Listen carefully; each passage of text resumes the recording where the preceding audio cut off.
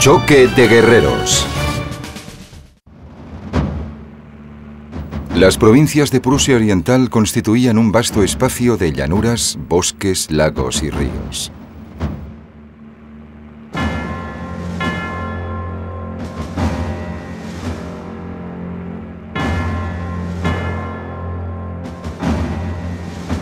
En este lugar, en agosto de 1914, soldados alemanes y rusos combatirían y marcharían a lo largo de grandes distancias a pesar del intenso calor y el polvo.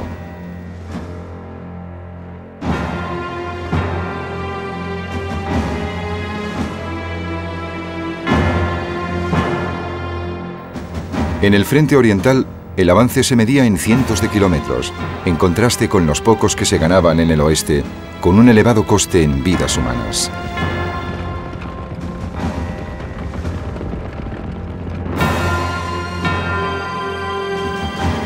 La guerra en el frente oriental se decidiría en un pequeño pueblo llamado Tannenberg.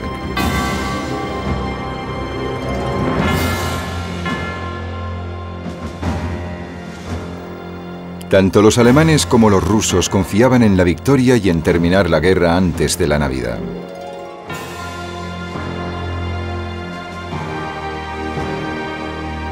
El comandante ruso, el gran duque Nicolás, planeaba conquistar la capital alemana, Berlín. El general alemán Paul von Hindenburg sería el encargado de repeler la invasión rusa. Tannenberg fue el lugar en el que se enfrentaron Hindenburg y el gran duque Nicolás en una de las batallas más trascendentales de la Primera Guerra Mundial. A finales del siglo XIX, Francia se había aliado con Rusia. Gran Bretaña pronto se unió a ellas.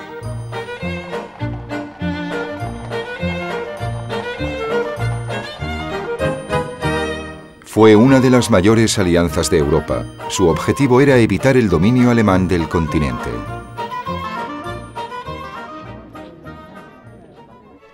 Pero Alemania también tenía un aliado.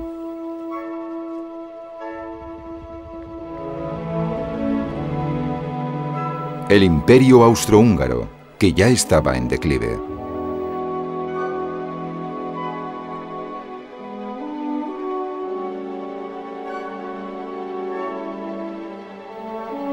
Bajo el mando del ambicioso Kaiser Guillermo, Alemania era una próspera potencia tanto industrial como política. Aparentemente Europa disfrutaba de un extraño período de paz, pero empezaron a notarse tensiones a mediados de 1914.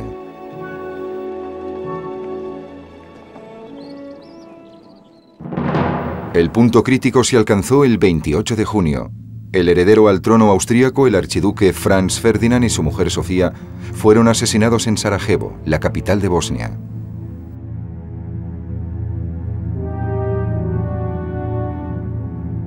El culpable fue un separatista serbio. Este asesinato inició la Primera Guerra Mundial.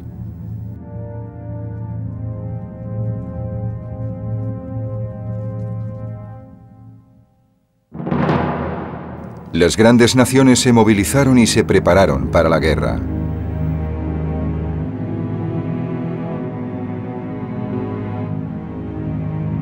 En el frente occidental, Alemania se enfrentaba a Francia y Gran Bretaña. En el frente oriental, Alemania y Austria luchaban juntas contra Rusia. El ejército alemán lanzó inmediatamente una ofensiva en el oeste con la esperanza de derrotar a Francia y Gran Bretaña.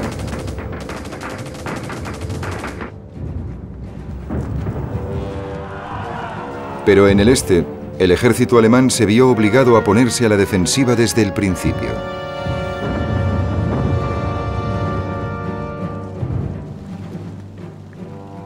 Rusia tomó la iniciativa y amenazó con eliminar a los alemanes de Prusia Oriental.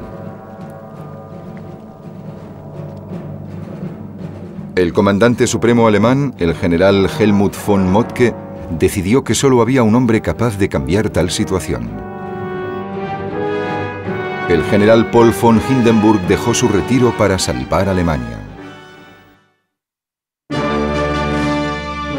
Nacido en 1847, Hindenburg era tan atractivo como decidido. Su familia pertenecía a la aristocracia militar de Prusia.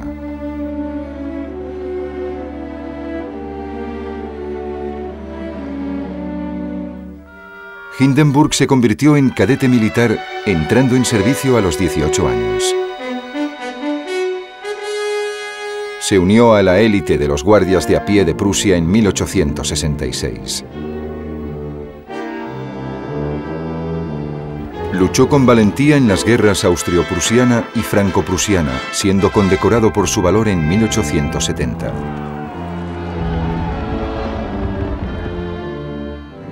Tras la guerra franco-prusiana permaneció en el ejército y fue ascendiendo.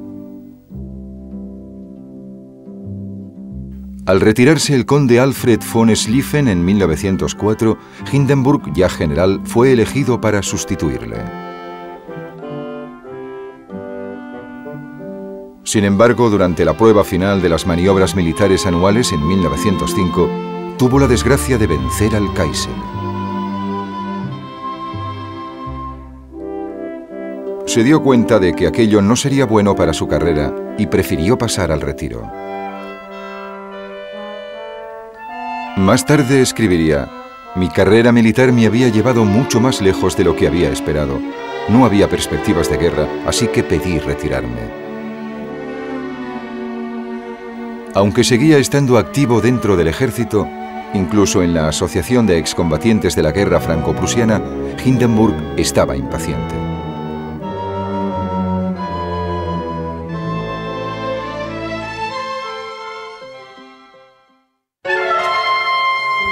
Cuando estalló la guerra en 1914, Hindenburg no esperaba que le llamaran para servir. Durante la tercera semana de agosto, el general von Moltke, comandante del ejército alemán, vio que los enfrentamientos contra los rusos iban peor de lo esperado. Nombró entonces al general Erich Ludendorff jefe del Estado Mayor en Prusia Oriental. Pero von Moltke también necesitaba un hombre para controlar las operaciones.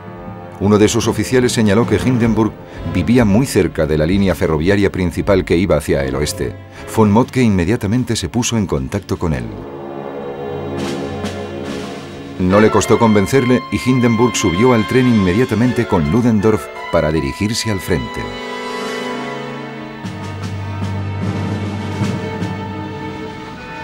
Hindenburg emprendía un viaje para encontrarse con su destino.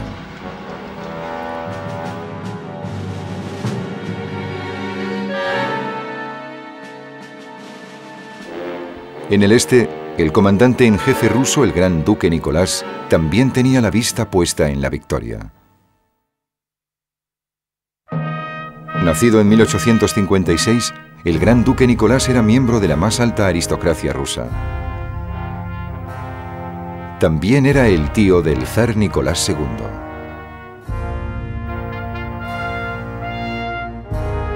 A diferencia de Hindenburg, su única experiencia en combate había sido como ayuda de campo de su padre, el gran duque Nicolás el Grande, durante la guerra ruso-turca de 1887. De imponente estatura, el gran duque era un buen militar, pero debido a su condición real, no le permitían estar al mando en el campo de batalla. Aún así, se ganó la reputación de ser un gran reformista de las Fuerzas Armadas zaristas.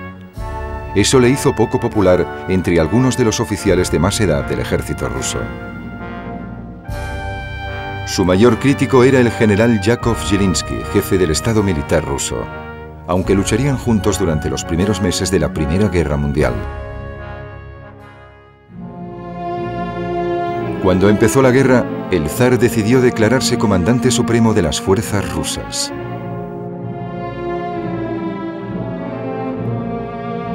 Sus generales pensaron que aquello tendría graves consecuencias, ya que el zar no tenía experiencia militar y no podría dirigir un ejército tan importante. Le convencieron para ceder el puesto a su tío, el gran duque Nicolás, con Zhilinsky como jefe del Estado Mayor.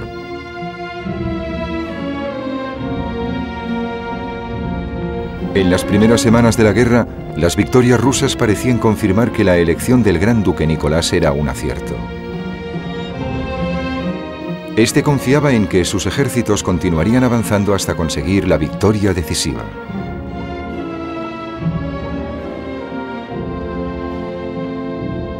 Pero Nicolás se enfrentaría pronto al general Paul von Hindenburg, hombre de gran experiencia militar. Su confrontación sería crucial para el futuro de Rusia y de Alemania.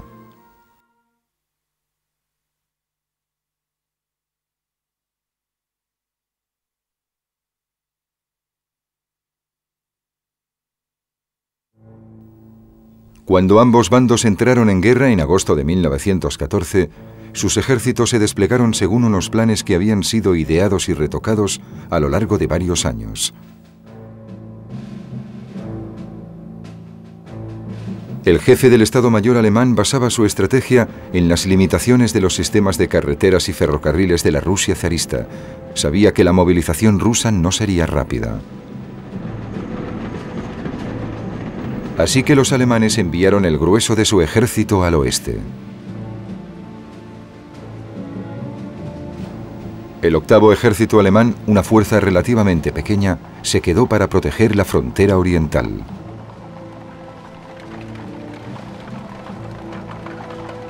El ejército ruso pretendía atacar rápida y enérgicamente en Prusia Oriental y después avanzar hacia Berlín, mientras contenían a los austríacos en el sur.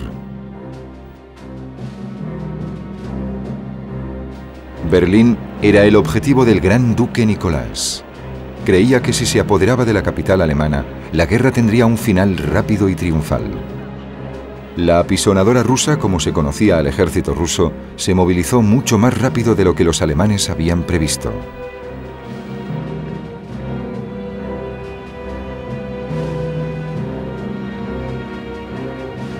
El general Max von Prittwitsch, conocido por sus hombres como el Soldado Gordo, dirigía el octavo ejército alemán en Prusia Oriental, pero se trataba de una figura mediocre, sin cualidades como comandante de guerra.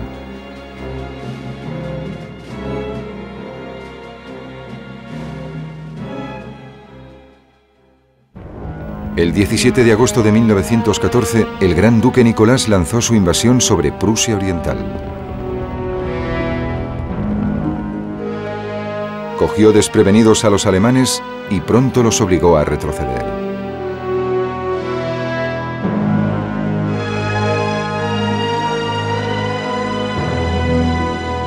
Miles de civiles alemanes se convirtieron en refugiados.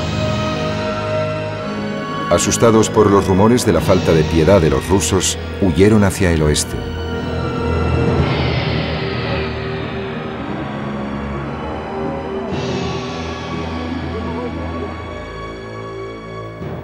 El 20 de agosto el ejército alemán fue derrotado en Gumbinnen.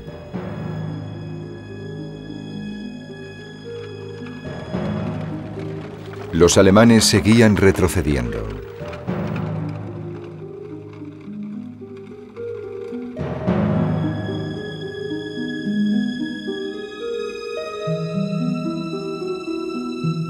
El gran duque Nicolás seguía avanzando. Esto ponía en peligro a Königsberg, capital de Prusia Oriental. Aterrorizado, Prittwitsch llamó al comandante supremo alemán, von Moltke, pidiéndole autorización para retirarse de Prusia Oriental. Von Moltke tenía sus propios problemas en el oeste y no tenía tiempo para escuchar los temores de Prittwitsch. La conversación telefónica fue breve y directa y terminó con la carrera de Prittwitsch. Mientras tanto, los ejércitos del Gran Duque seguían avanzando.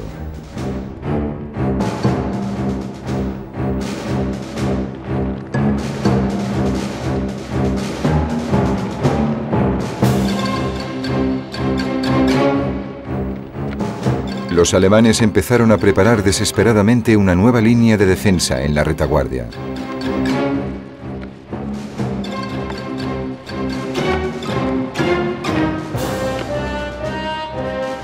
El 23 de agosto, el gran duque Nicolás y sus hombres estaban convencidos de que la victoria estaba cerca. El gran duque sabía que poseía una ventaja considerable debido al número de tropas. Tenía bajo su mando a 2 ejércitos que sumaban un total de 500.000 hombres. El octavo ejército alemán contaba con menos de 250.000 para la defensa. El general Pavel von Rennenkampf dirigía el primer ejército ruso en el norte.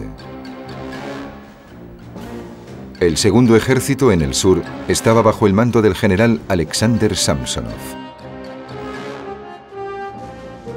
Este debía coordinar su avance con el de Rennenkampf y atacar hacia el noroeste.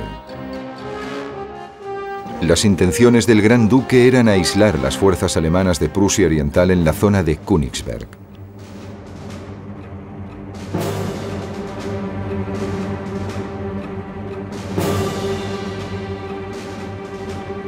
Los 2 ejércitos avanzarían entonces hacia Berlín.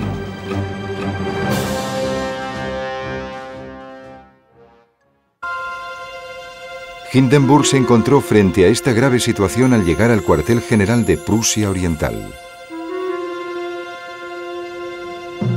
Pero a diferencia de Prittwitz, él y su jefe del Estado Mayor, Erich Ludendorff, no estaban dispuestos a aceptar la derrota. El teniente coronel Max Hoffmann, uno de los oficiales de mayor graduación del octavo ejército, ideó una estrategia que creía que podía frustrar los planes rusos. Hoffmann había estudiado la situación con detalle mientras las tropas alemanas se retiraban a través de un frente de 150 kilómetros de ancho.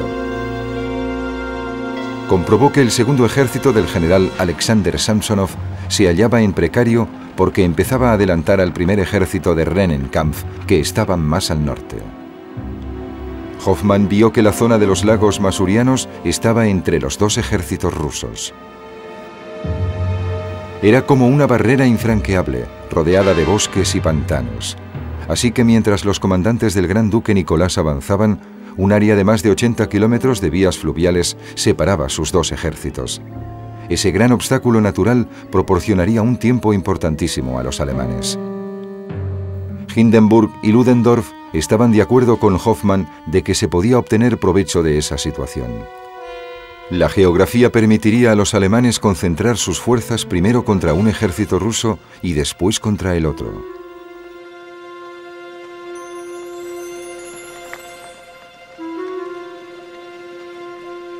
Por casualidad, Hindenburg recibió información vital del cuartel general ruso. Entonces diseñó un plan para mejorar la situación de Alemania en el este. Los oficiales del Gran Duque no conseguían codificar muchas de las órdenes que enviaban por radio a Samsonov y a Rennenkampf. Los espías alemanes confirmaron que Samsonov seguía avanzando en el sur, mientras que el ejército de Rennenkampf prácticamente se había detenido.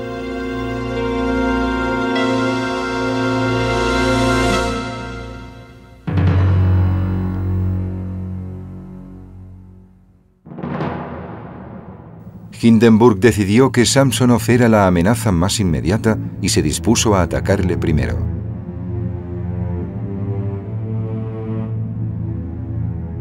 El desarrollado sistema ferroviario de Prusia Oriental suponía una ventaja considerable.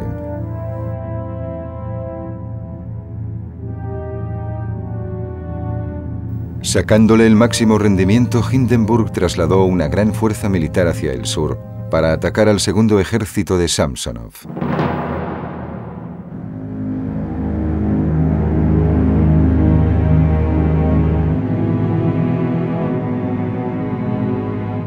Al mismo tiempo, también enviaba hacia allí más tropas por carretera.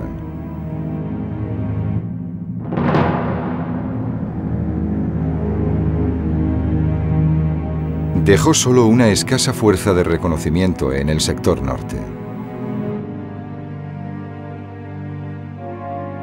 Una vez hubiera acabado con la amenaza rusa en el sur, Hindenburg calculaba que tendría tiempo suficiente para desplegar a las tropas en el norte y vencer al otro ejército ruso.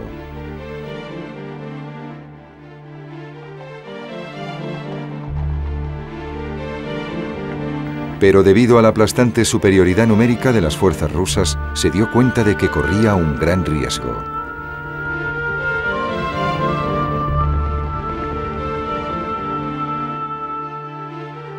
Si Rennenkampf avanzaba lo bastante rápido, podría abrir el camino hacia Berlín y podría atrapar al grueso del ejército alemán en el sur.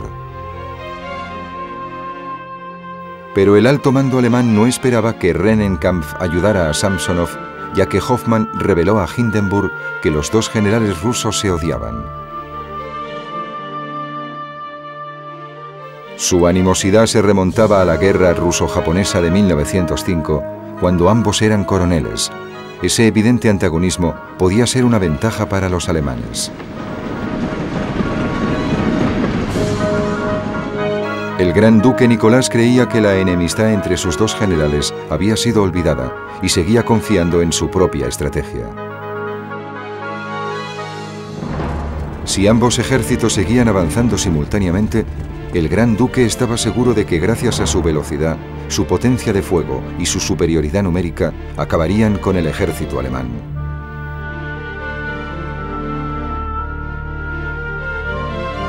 El general Zieliński, jefe del Estado Mayor del Gran Duque Nicolás, dio nuevas instrucciones para que el avance ruso continuara. Pero los hombres de Samsonov tenían dificultades para progresar con rapidez por el difícil terreno del sur.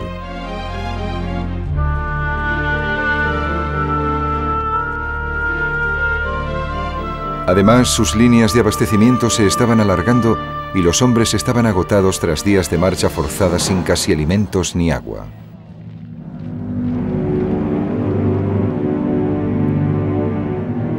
Tal y como había previsto Hoffmann, Rennenkampf no parecía tener intención alguna de avanzar con rapidez.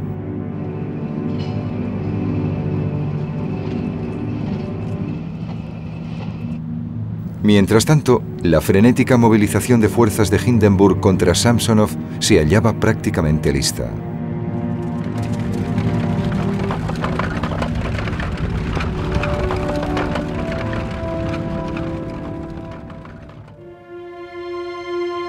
La pequeña aldea de Tannenberg se hallaba en el camino del avance de Samsonov.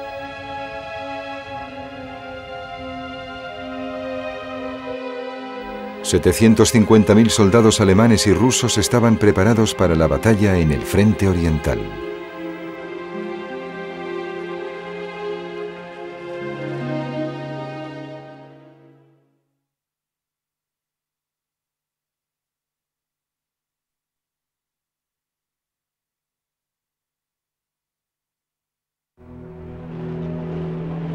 En 1914, el ejército ruso del Gran Duque Nicolás era el mayor del mundo.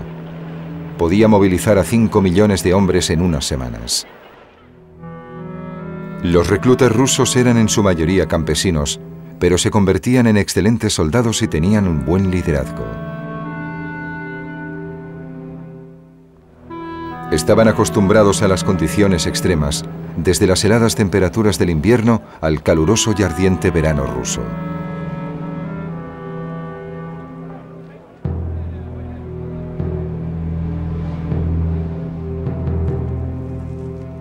Sin embargo, su entrenamiento militar era inferior al alemán.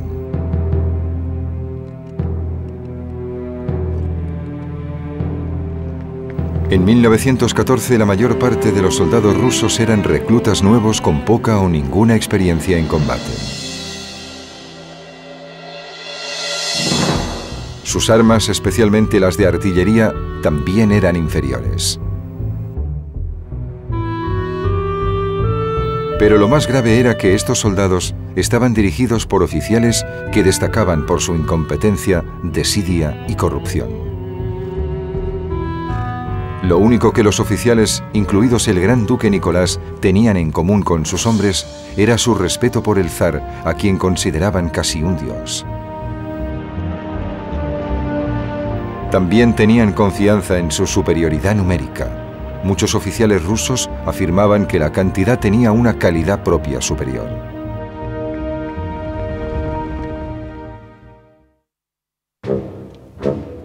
Alemania también tenía un ejército poco profesional compuesto por 3 millones de hombres, después de movilizar a las reservas.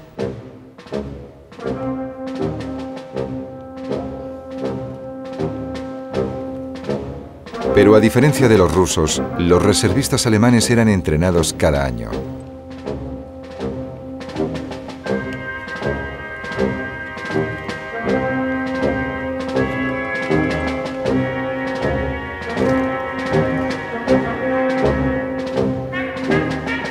Los oficiales, por su parte, también se tomaban sus tareas mucho más en serio que sus homólogos rusos. Además, el ejército alemán estaba mucho mejor considerado entre la población civil del país.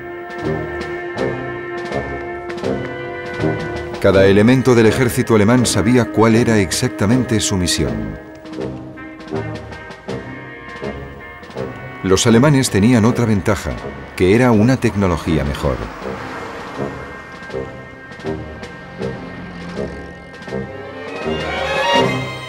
Además, sus servicios médicos eran eficientes y muy respetados.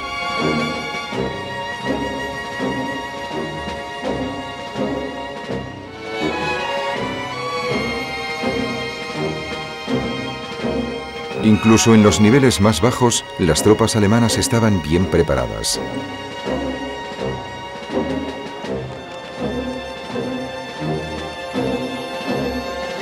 Y a diferencia de sus oponentes, tenían equipos para protegerse de las inclemencias del tiempo. La rápida expansión de la industria alemana antes de la guerra se debía en gran parte a los esfuerzos por equiparar a las fuerzas armadas. Armas como el cañón Krupp de 77 milímetros de disparo rápido eran las más modernas de su clase. La ametralladora Maxim de la infantería era una de las mejores que se habían fabricado hasta entonces. El ejército alemán tenía mejores comunicaciones por radio.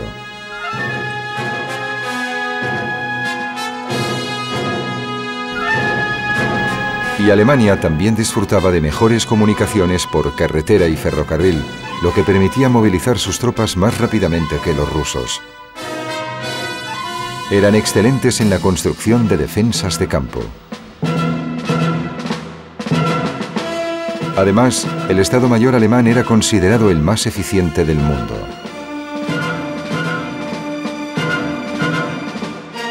Pero lo más importante era que tanto los soldados como el pueblo alemán confiaban en Hindenburg.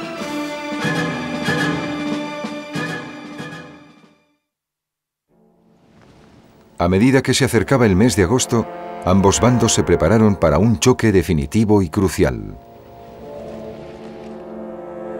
El general Paul von Hindenburg y el gran duque Nicolás realizaban los últimos preparativos en sus planes de batalla.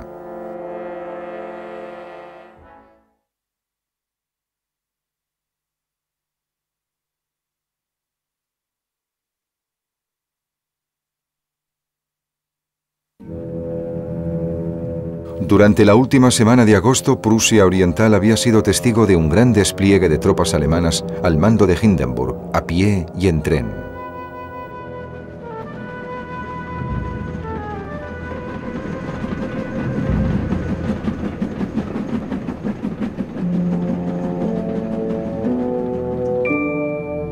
Las habían enviado al sur para contener la ofensiva rusa del segundo ejército del general Samsonov.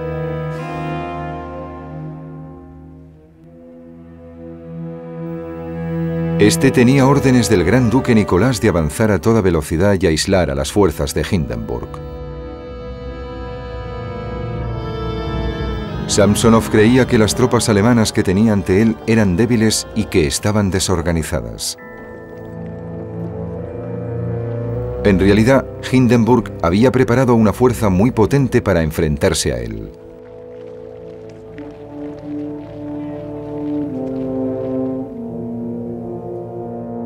El general Hermann von François, comandante del primer cuerpo alemán, recibió órdenes de Hindenburg de atacar a Samsonov. pero se negó a hacerlo, aduciendo que sus tropas acababan de llegar y necesitaban unas horas para recibir las nuevas órdenes, reagruparse y descansar antes del ataque.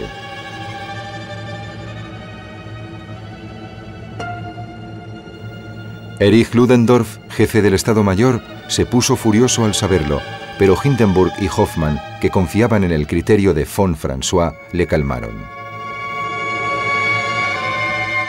Su confianza estaba justificada.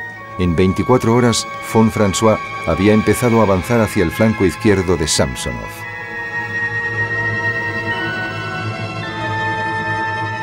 Animado por otro mensaje ruso interceptado que explicaba las dificultades de Samsonov, Hindenburg ordenó a von François que continuara su avance.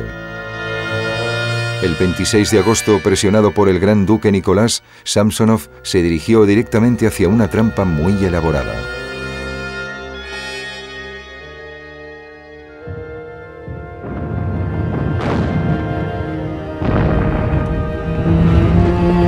Sin previo aviso, los alemanes desataron una tormenta de artillería y fuego de ametralladora sobre las tropas rusas.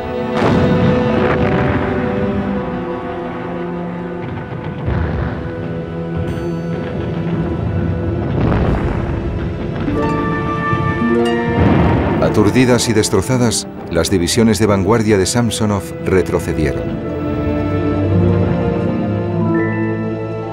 Muchos rusos abandonaron la lucha y se rindieron ante los hombres de Hindenburg.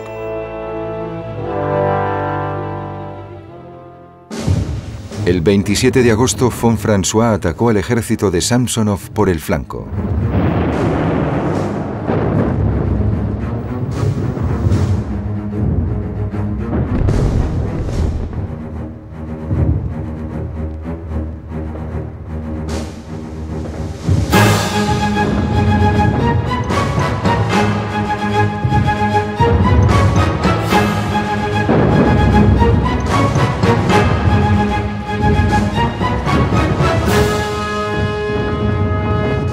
Los rusos corrieron a situarse en posiciones defensivas, pero la artillería alemana les machacó implacablemente, mientras la infantería barría las líneas rusas con el fuego de sus armas.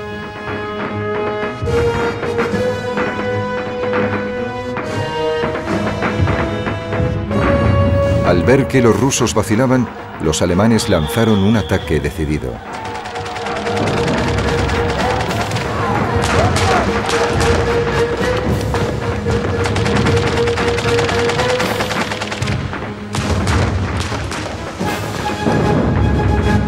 Al llegar la noche, los rusos habían perdido 40.000 hombres y emprendían la retirada. El gran duque Nicolás comprendió la precaria situación de Samsonov y ordenó urgentemente al general Rennenkampf que avanzara hacia el sudoeste para reforzar el segundo ejército. La gravedad de la situación debería haber hecho que Rennenkampf corriera a ayudar a Samsonov. Pero como Hindenburg había previsto, Rennenkampf, lleno de rencor, hizo caso omiso de las órdenes de su comandante.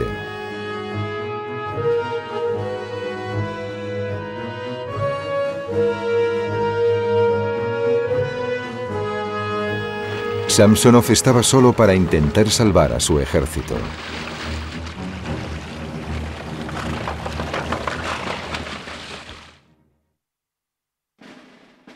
En cambio, el general alemán Hermann von François podía permitirse desobedecer las órdenes y conseguir los resultados planeados.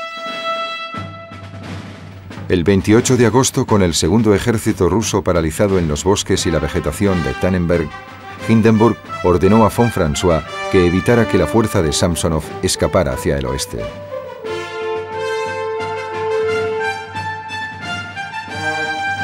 Pero von François tenía un plan más ambicioso. Pretendía romper las comunicaciones de Samsonov atacando al este, hacia el pueblo de Niedenburg.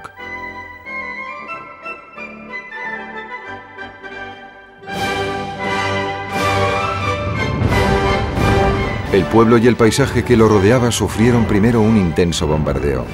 El ataque y el asalto posteriores formaban parte de un brillante plan que condenaría irremediablemente al segundo ejército ruso.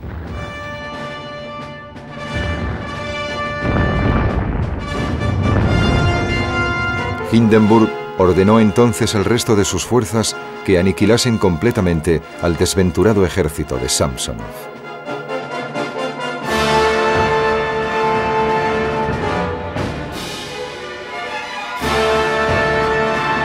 La excelente y creativa desobediencia de von François le valió el apodo de El Zorro. Había prestado un buen servicio a Hindenburg. Mientras los hombres de Samsonov luchaban en los espesos bosques cercanos a Tannenberg, empezaron a perder cohesión. Hindenburg sabía que el segundo ejército ruso estaba a punto de enfrentarse a una derrota catastrófica, a menos que el gran duque Nicolás pudiera obligar a su otro ejército a que fuera a su rescate.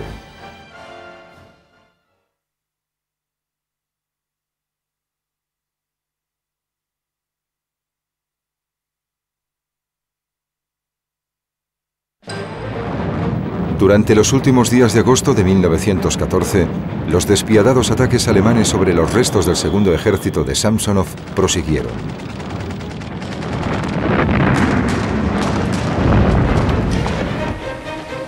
En el norte, el otro ejército del gran duque Nicolás finalmente se movía, pero hacia el oeste, alejándose del ejército de Samsonov que estaba en el sur. Otro mensaje interceptado del cuartel general del Gran Duque confirmó que el ejército de Rennenkampf se hallaba demasiado lejos para acudir en ayuda del segundo ejército ruso. Hindenburg decidió entonces acabar con las tropas de Samsonov. Su infantería estrechó el círculo alrededor del bosque cercano a Tannenberg.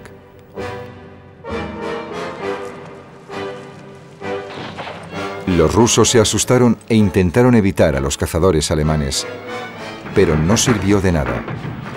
Los hombres de Samsonov estaban totalmente desorganizados.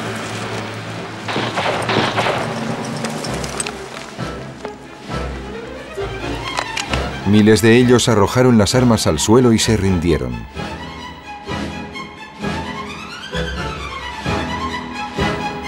Samsonov, humillado y derrotado, decidió hacer lo más honroso.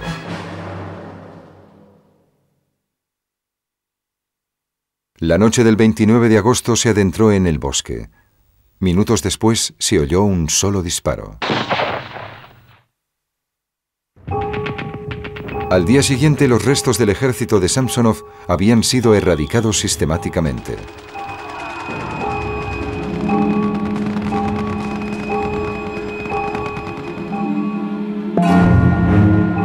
Metieron a los supervivientes en jaulas, como ganado en sus corrales.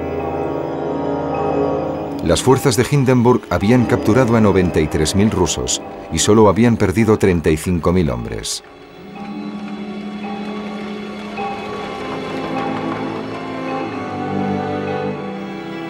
Más de 120.000 soldados rusos habían perecido en el campo de batalla.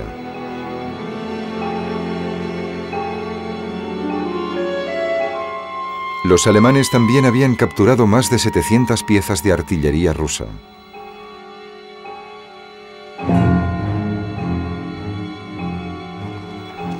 El desastre de Tannenberg no dejó más opción al gran duque Nicolás que la retirada del resto de las fuerzas rusas de Prusia Oriental.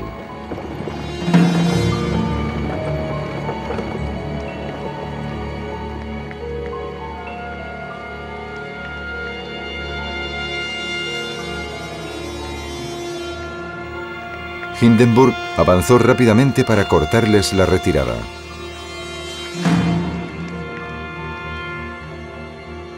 Los alemanes atacaron el 5 de septiembre.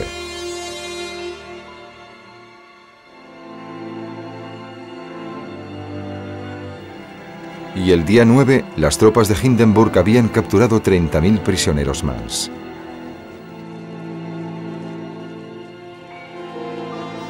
Sin embargo, a diferencia de lo ocurrido en Tannenberg, Rennenkampf consiguió que parte de su ejército pudiera retirarse hasta la frontera rusa. La derrota de Tannenberg supuso un gran golpe psicológico para el ejército ruso, del que nunca se recuperó. Si Alemania hubiera perdido la batalla, Berlín habría estado amenazada directamente y el curso de la guerra podría haber sido completamente diferente.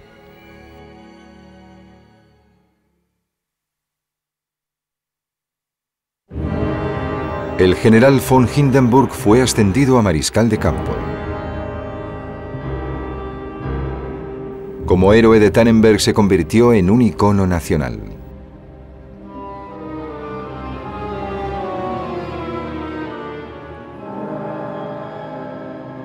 La batalla convirtió a Hindenburg y Ludendorff en un equipo que supervisaría la estrategia militar alemana durante los 2 últimos años de la Primera Guerra Mundial.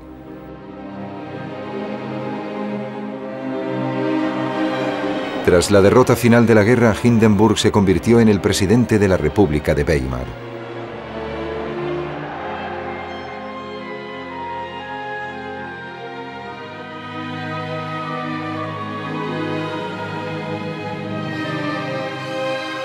Más tarde intentaría limitar el creciente poder de Adolf Hitler, que le desagradaba enormemente, pero se vería obligado a nombrarlo canciller en enero de 1933.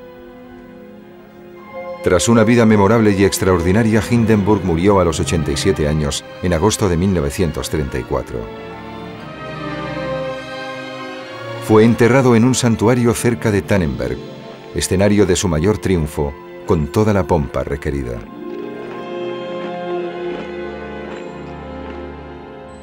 Por una ironía del destino, fue Hitler el encargado de organizar la solemne y respetuosa ceremonia funeraria de Hindenburg.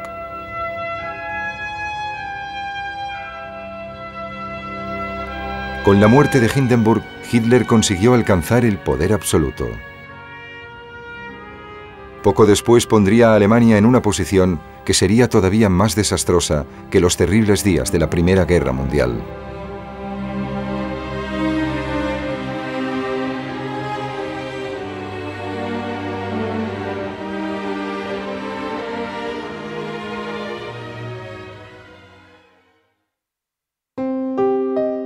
Tras la batalla de Tannenberg, el gran duque Nicolás destituyó a Zhilinsky e intentó volver a revivir los éxitos militares rusos.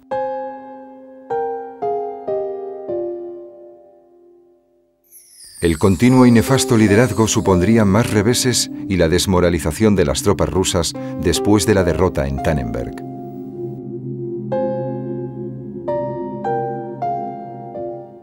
El zar Nicolás II asumiría todas las responsabilidades de mando en agosto de 1915, apartando de él a su tío, el gran duque Nicolás.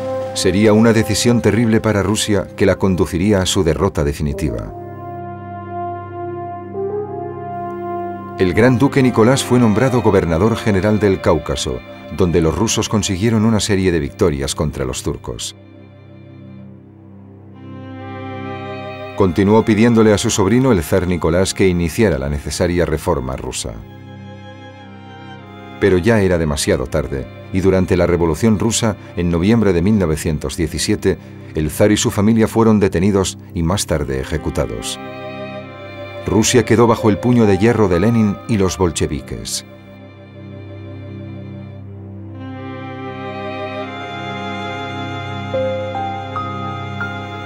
El gran duque Nicolás consiguió escapar de Rusia y se exilió en Italia y Francia, donde vivió tranquilo durante la última década de su vida. Murió en 1929.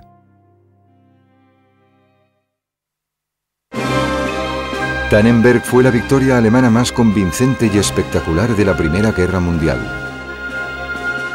Rusia nunca se recuperó. La desilusión creció ante el aumento de bajas y la derrota.